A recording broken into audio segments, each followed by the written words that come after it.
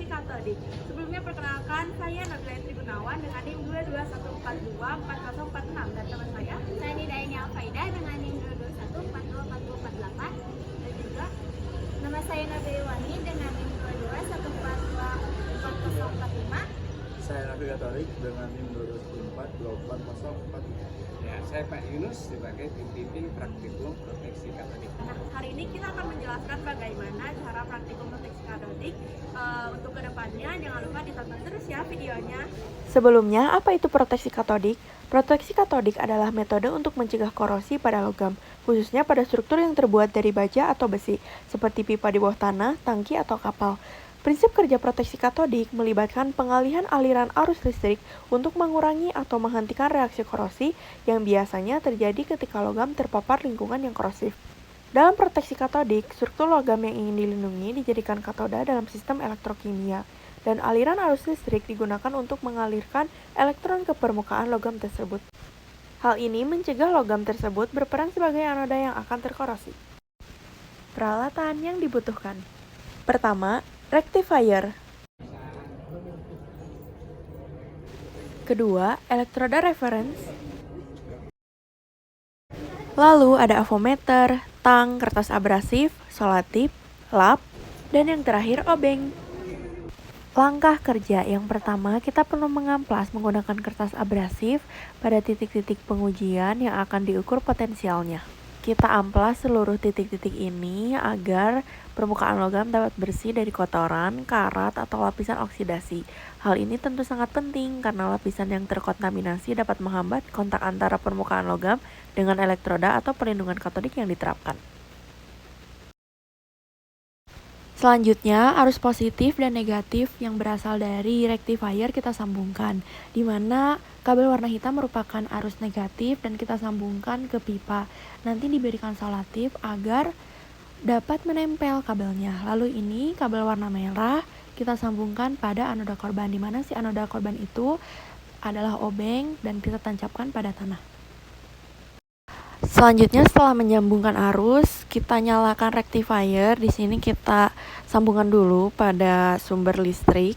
Ini terminalnya membutuhkan panjang karena kita praktek di luar, jadi menyambung-nyambungkan terminal. Kita sambungkan rectifier pada sumber arus listrik. Lalu kita atur besar arus yang akan disuplai pada pipa. Lalu kita ukur besar potensial yang berada pada pipa atau titik ini disebut sebagai drain point. Drain point merupakan titik di mana kabel ditancapkan dari rectifier atau titik pertama dari pipa dihubungkan ke rectifier. Besar arus yang terukur pada drain point ini harus sebesar minus 1,1 sekian, jangan sampai minus 1,2. Karena jika sampai minus 1,2 itu akan terjadi overprotection. Nah, untuk mendapatkan nilai minus 1,1 sekian itu kita atur besarnya pada rectifier. Dan kita mendapatkan hasil sebesar minus 1,170. Selanjutnya kita melakukan pengukuran pada seluruh test box dengan menggunakan avometer. Nah, jika kita lihat dalam test box pertama ini terdapat 3 kabel, di mana kabel 1 dan 3 terhubung pada pipa, sedangkan kabel 2 itu terhubung pada anoda korban. Jadi apabila teman-teman melihat 3 kabel pada test box, itu metode proteksi katodiknya menggunakan anoda korban. Setelah selesai melakukan pengukuran pada test box pertama, kita lanjutkan pengukuran pada test box selanjutnya hingga selesai, termasuk pada jembatan. Nah, dapat kita lihat kalau yang ini test boxnya berisi hanya 1 kabel. Nah, jika dalam isi test boxnya hanya terdapat 1 kabel, berarti metode proteksi katodik ini menggunakan ICCP atau Impressed Current Cathodic Protection. Dalam bahasa Indonesia adalah metode anoda inert.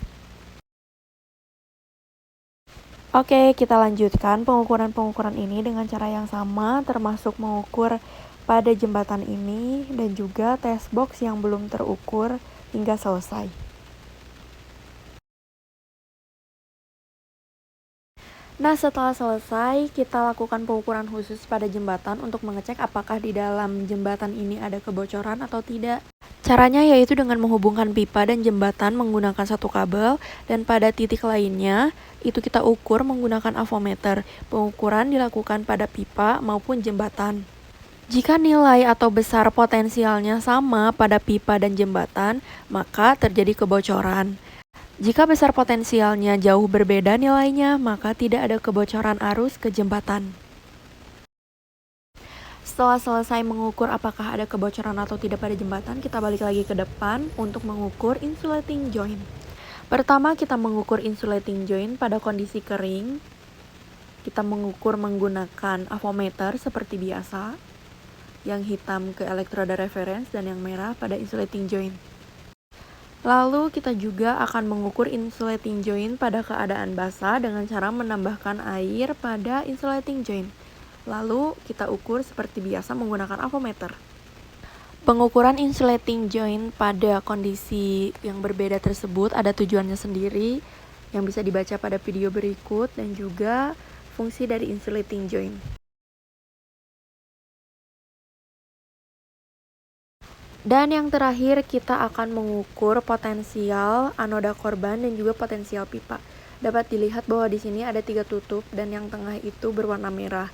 Yang merah merupakan arus yang terhubung dengan anoda korban, sedangkan untuk yang tutupnya hitam itu merupakan arus yang terhubung pada pipa.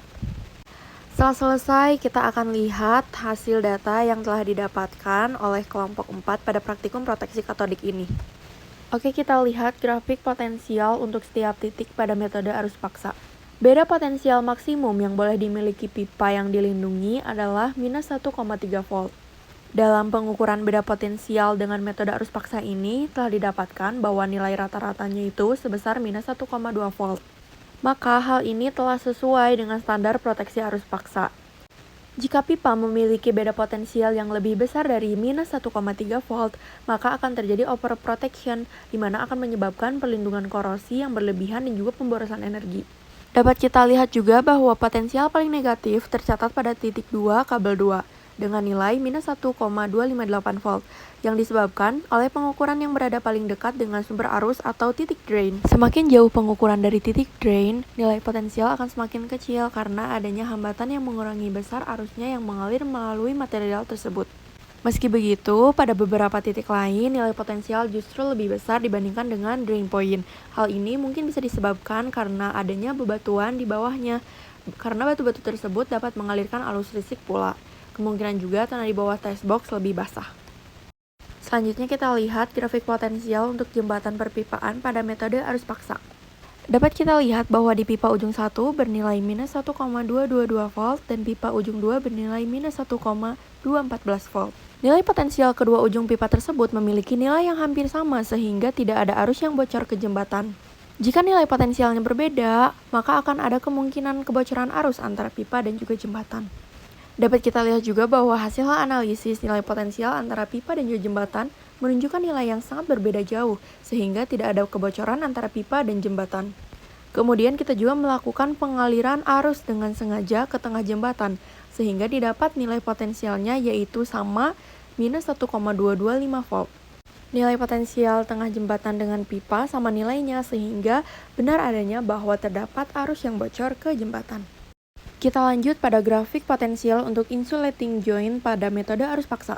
Pada insulating joint, nilai potensial tercatat lebih besar ketika insulating joint ini dibasahi, yaitu sebesar minus 0,814 volt. Hal ini terjadi karena bila insulating joint itu dibasahi, maka sifat isolasinya akan terganggu karena air, di mana air itu bersifat konduktif serta dapat menghantarkan arus listrik. Oleh karena itu, pengukuran potensial pada insulating joint tidak dapat dilakukan pada saat hujan, karena resistansi yang lebih rendah akan mempermudah arus listrik mengalir. Dan yang terakhir kita ulas grafik potensial anoda korban dan juga pipa. Di sini untuk grafik yang biru itu merupakan nilai potensial pada pipa dan yang orange itu merupakan grafik potensial anoda korban. Nilai potensial anoda korban tentu lebih besar dibandingkan dengan pipa yang dilindungi, karena anoda korban dirancang untuk terkorosi lebih dulu dan mengorbankan dirinya untuk melindungi pipa. Anoda korban ini memiliki potensial yang lebih negatif agar dapat melepaskan elektron dan mencegah korosi pada pipa. Perbedaan potensial ini juga dipengaruhi oleh perbedaan resistansi antara anoda yang lebih aktif atau lebih mudah terkorosi dan pipa yang dilindungi. Dengan demikian, anoda korban harus memiliki nilai potensial yang lebih negatif atau lebih rendah untuk memastikan aliran arus yang efektif dalam sistem proteksi katodik. Oke, sekian video pembelajaran yang telah kami buat terkait proteksi katodik. Semoga apa yang telah disampaikan dapat bermanfaat dan juga menambah ilmu bagi yang menonton. Thank you for watching. Have a nice day, everyone.